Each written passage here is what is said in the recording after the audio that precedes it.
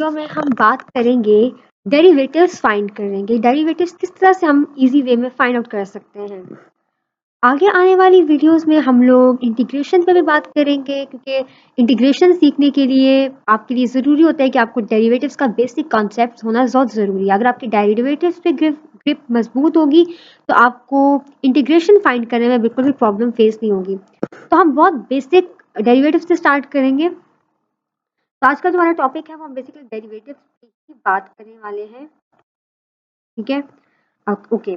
तो मैं आपको बहुत बेसिक इनकी स्टार्ट कराऊंगी। ठीक है, बेसिक जो आपके रूल्स हों जो डेरिवेटिव फाइंड करने के, जो आपको पता होने चाहिए। सबसे पहले तो बात ये आ जाती है, आपको ये पता है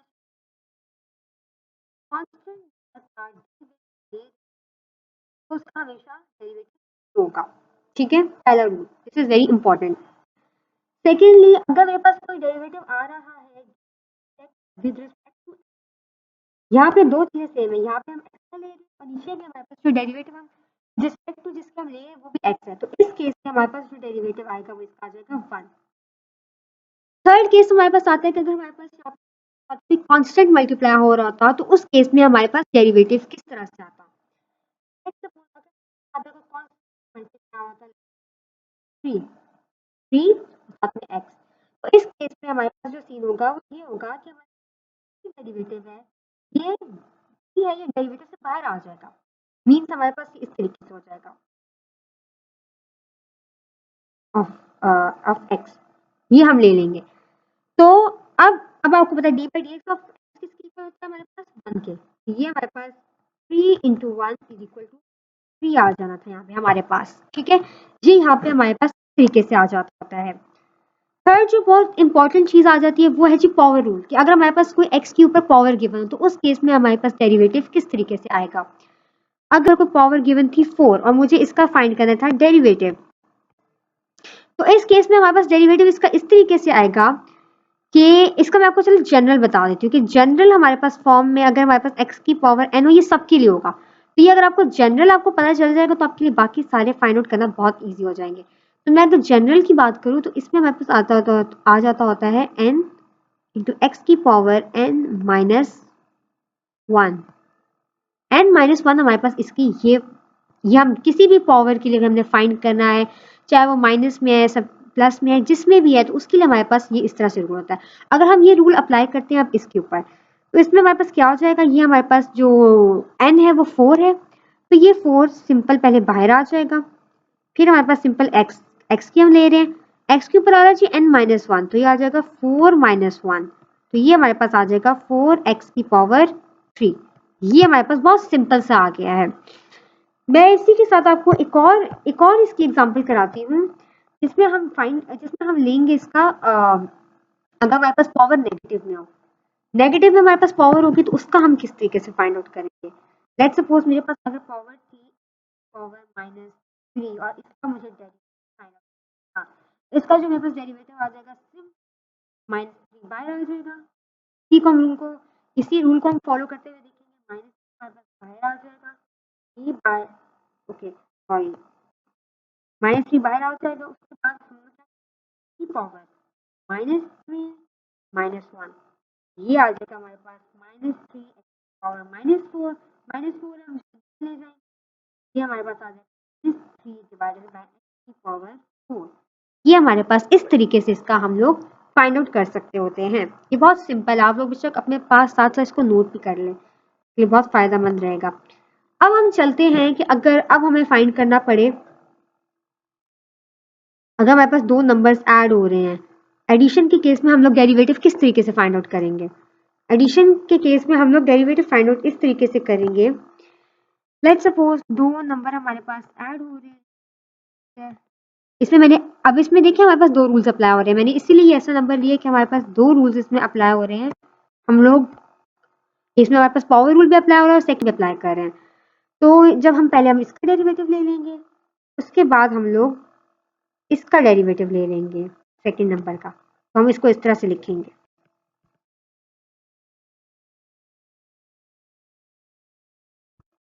ये इस तरह से आ गया, कांस्टेंट है 2 बाहर चला जाएगा, सिंपल 2 बाहर यहाँ से चला जाएगा, एक्स क्यूब बच गया, यहाँ से भी 6 बाहर आ जाएगा, पीछे हमारे पास बच गया एक्स स्क्वायर।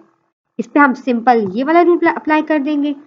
ये रूल अप्लाई करेंगे तो ये 3 इसके साथ बाहर मल्टीप्लाई हो जाएगा और अंदर क्या बच जाएगा 3 माइनस 1।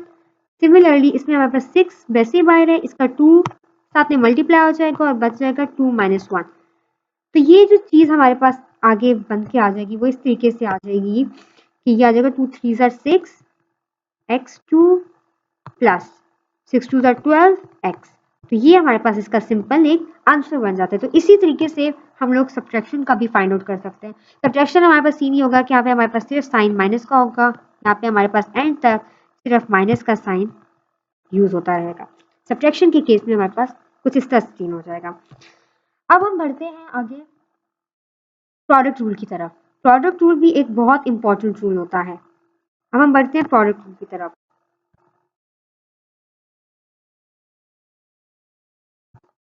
उसमें हमारे पास क्या होता है, हमारे पास जनरल मल्टीप्लाई हो रहा है g ऑफ x के साथ, ये हमारे पास फंक्शन है।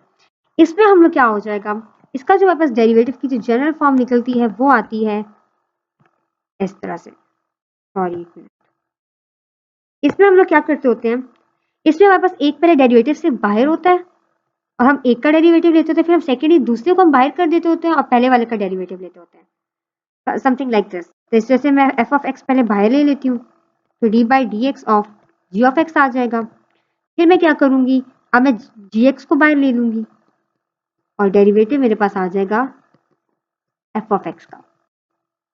अब हमारे पास इस तरह से करते होते हैं।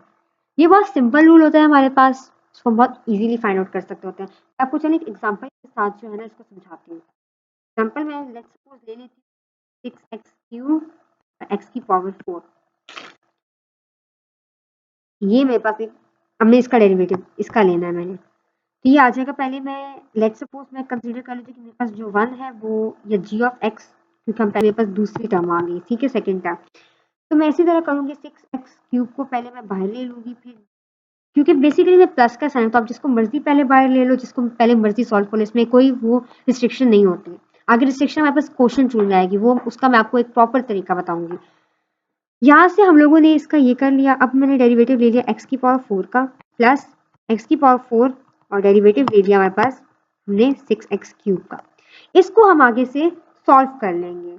यहाँ पे आप देख सकते हैं कि आपके पास पावर रूल भी अप्लाई हो रहा है, ठीक है, और हमारे पास कांस्टेंट वाला भी आ रहा है। इसमें तो सिंपल कांस्टेंट हमारे पास यहाँ से बाहर आ जाएगा। इसके केस में हमारे पास हो जाएगा 6x क्यूब इंटू, इस पर पावर रूल अप्लाई करेंगे तो ये 4 हो जाएगा, x की पावर 3 प्लस यहाँ पे हमारे पास आ जाएगा 6 भी बाहर आ जाएगा, x की पावर 4, और अगर मैं इस पे अप्लाई करूंगी तो यहाँ पे 3 भी बाहर मल्टीप्लाई हो जाएगा और x की पावर 2। तो ये चीज मेरे पास यहाँ पे आंसर में इस तरीके से, इसको हम मजीद सॉल्व करेंगे तो वो हमारे पास आंसर इस फॉर्म में आ जाएगा। यहाँ तक आपको हमारी वीडियो कैसी लगी आप अपना ज़रूर बताइए, और आपको हमारी समझ आ रही है तो आप अपना ज़रूर बताएं। नेक्स्ट वीडियो में जब हम बात करेंगे तो मैं उस वीडियो में आपको थोड़ा क्वेश्चन रूल समझाऊंगी, क्योंकि क्वेश्चन रूल थोड़ा सा ट्रिकी होता है, तो वो मैं आपको नेक्स्ट वीडियो में, तो ये बेसिकली पार्ट 1 है इसका, तो पार्ट 2 हम आगे नेक्स्ट वीडियो में मैं आपको डिटेल से समझाऊंगी और हम उसकी फर्दर एग्जाम्पल्स भी हम आगे से सॉल्व करेंगे। इसमें मैंने सिर्फ आपको जनरली चीज़ों को ओवरव्यू दिया कि आपका थोड़ा सा जो कॉन्सेप्ट है वो रिफ्रेश हो जाए, आप थोड़ा सा उसको एक दफ़ा से देख लें चीज़ों को। तो उसके बाद जो अगली चीज़ होगी वो मैं आपको नेक्स्ट वीडियो में, हम इसकी बहुत सारी एग्जांपल्स करेंगे, इतनी कि आपको ये डेरिवेटिव्स बिल्कुल आपको फिंगर टिप्स पे आपकी समझ में आ जाएंगे। तो बहुत बहुत शुक्रिया आपका, अपना फीडबैक ज़रूर दीजिएगा।